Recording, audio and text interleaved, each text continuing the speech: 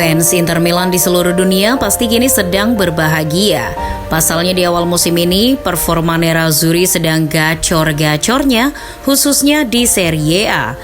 Tapi yang perlu diketahui bahwa penampilan impresif Inter ini diraih tidak tiba-tiba. Ada sebuah grand design yang disiapkan secara matang oleh klub. Lalu, apakah dengan cara tersebut musim ini adalah kesempatan besar bagi mereka kembali meraih Scudetto? Bagaimana tidak garang, Nerazzurri sejak kalah di Istanbul 1-0 atas Manchester City sampai giornata kelima Serie A belum terkalahkan. Bahkan sejak kompetisi Serie A dimulai hingga giornata kelima, mereka belum pernah mencicipi yang namanya hasil seri. Semua laga mereka sapu bersih dengan kemenangan. Tidak hanya menyapu bersih laga dengan kemenangan, Inter membabat 5 laga itu dengan cara yang amat meyakinkan. Total 14 gol sudah dikemas dari 5 laga itu dan hanya kebobolan 1 gol saja. Inter bahkan sempat dinobatkan sebagai tim terproduktif di Serie A sekaligus tim yang paling kokoh karena paling sedikit kebobolan. Oh, mungkin lawan Inter masih kategori tim papan bawah. Jadi ya wajar saja mereka bisa sapu bersih kemenangan. Oh tidak, Nerazzurri sudah menghadapi rival abadi sekota AC Milan. Dan hasilnya tak kaleng-kaleng, Inter menang telak 5-1. Inter juga sudah menghadapi finalis UEFA Conference League musim lalu, Fiorentina. Hasilnya, Inter juga menang telak 4-0. Lalu pertanyaannya, kok bisa Inter segacor itu?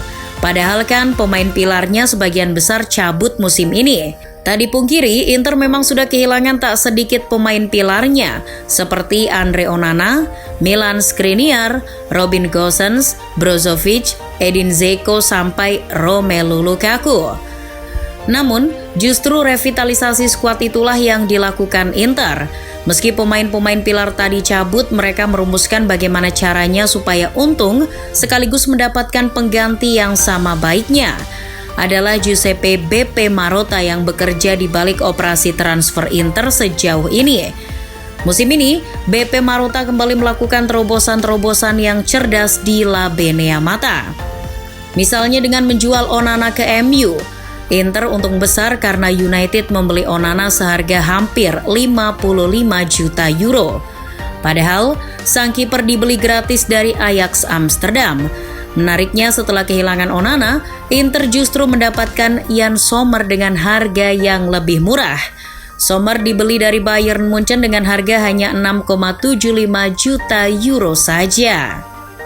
Kehilangan Brozovic yang dibayar Al Nassr 18 juta euro malah ditambal oleh Davide Fratesi yang hanya dipinjam dari Sassuolo. Ditambah David Klaassen yang dibeli gratis dari Ajax. Ada juga di bek sayap, mereka menjual Gosens ke Union Berlin dengan harga 13 juta euro, namun mereka malah meminjam Carlos Augusto dari Monza, ditambah membeli Cuadrado dari Juve secara gratis. Marcus Thuram juga didapatkan gratis dari Gladbach untuk menggantikan Lukaku yang hijrah ke AS Roma. Hilangnya Dzeko juga diganti dengan pemain gratisan maupun pinjaman seperti Alexis Sanchez maupun Marko Arnautovic. Selain garang di lapangan, Inter juga garang di sektor keuangan. Awalnya seperti dilansir Gazzetta dello Sport, Inter sepanjang musim lalu diprediksi akan menutup laporan keuangan mereka dengan kerugian mencapai 85 juta euro. Maklum, neraca keuangan mereka di bawah pemilik Tiongkok itu masih banyak merugi. Tapi ternyata, sebuah perbaikan yang sangat signifikan dialami Nerazzurri di akhir musim lalu. Faktor kunci perbaikan keuangan mereka karena keberhasilan tim melaju ke final Liga Champions. Itu memberi porsi cukup besar dalam pendapatan klub di musim lalu. Inter juga menghasilkan 80 juta euro dalam penjualan tiket musim lalu. Ditambah adanya penurunan beban gaji pemain sebanyak 12% akibat pemain yang bergaji mahal hengkang musim ini. Inter bahkan juga bisa menghasilkan uang tambahan sebesar 22 juta euro dari kesepakatan dengan pihak sponsor Digital Beats musim lalu. Bagus secara kebijakan, manajemen, dan keuangan saja tak cukup. Penampilan garang Inter seperti sekarang ini juga tak luput dari kecerdasan seorang pelatih yang meraciknya. Manajemen Inter dalam melakukan kebijakan transfer tentu tak sembarangan. Marotta terus berkomunikasi dengan Simone Inzaghi apa yang dibutuhkan skuad. Sosok Inzaghi ini lekat dengan taktik 3 back dengan formasi 3-5-2 dan segala variannya. Sudah sejak melatih Lazio, Inzaghi menerapkan skema tersebut. Format itulah yang jadi dasar filosofi permainan Inter. Menariknya, filosofi itu sudah diterapkan sejak sebelum Inzaghi, yaitu saat berhasil dilakukan oleh Antonio Conte. Artinya, filosofi permainan Inter dengan 3 back hingga kini tak berubah alias terus berkesinambungan. Hal itu juga menjadi faktor kenapa Inter masih konsisten berada di level atas hingga musim ini. Musim ini, Inzaghi kembali sukses menambal pemain sesuai kebutuhan tanpa mengubah format 3 back. Pembelian Pavard juga sesuai karena ia bisa berfungsi di salah satu 3 back tengah. Oh iya, ada juga pilar baru yang masih muda, yakni Jan Bisek. Selain itu, kiper yang menggantikan Onana, Jan Sommer tampil sangat solid di bawah Mistar. Menurut Fbrev, penjaga gawang yang dibeli murah dari The Bavarians itu sudah melakukan 8 kali penyelamatan dari 9 tembakan yang dihadapi dalam 5 laga di Serie A. Di lini tengah, kehilangan Brozovic tak jadi soal. Inzaghi kini punya Fratesi yang sudah ciptakan 1 gol. Ia bisa melengkapi peran Barella, Calhanoglu maupun Mkhitaryan.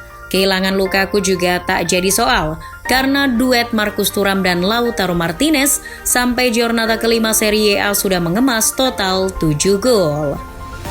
Dengan konsistennya Inter di awal musim ini, langsung teringat ketika Inter konsisten di musim 2020-2021 ketika dilatih Conte. Di musim itu Inter hanya kalah 3 kali di Serie A dan berhasil meraih Scudetto. Hal itu belum pernah diulangi lagi oleh Inter pasca dipegang Simone Inzaghi. Inzaghi di musim pertamanya memegang Inter kalah saing dengan AC Milan dalam perebutan Scudetto. Di musim keduanya, Inzaghi juga kalah saing dengan Napoli. Musim ini adalah musim ketiga Inzaghi. Apakah ini kesempatannya meraih Scudetto? Bisa jadi ini memang kesempatan emas. Mumpung tim seperti Napoli, AS Roma, maupun Lazio sedang terpuruk. Paling hanya Juventus dan AC Milan yang menjadi kompetitor Inter meraih Scudetto musim ini. Itu kalau Juventus tak kena kasus lagi. Sedangkan AC Milan sendiri sudah terbukti hancur dilibas Inter. Iya, ini tergantung mental Simone Inzaghi karena ia belum pernah merasakan nikmatnya meraih Scudetto sebagai pelatih. Mentok hanya sebagai runner-up. Koleksi trofinya hanya Coppa Italia maupun Piala Super Italia. Jadi, sudah waktunya Simone Inzaghi buktikan pada dunia bahwa kini saat terbaik Inter rebut kembali Scudetto.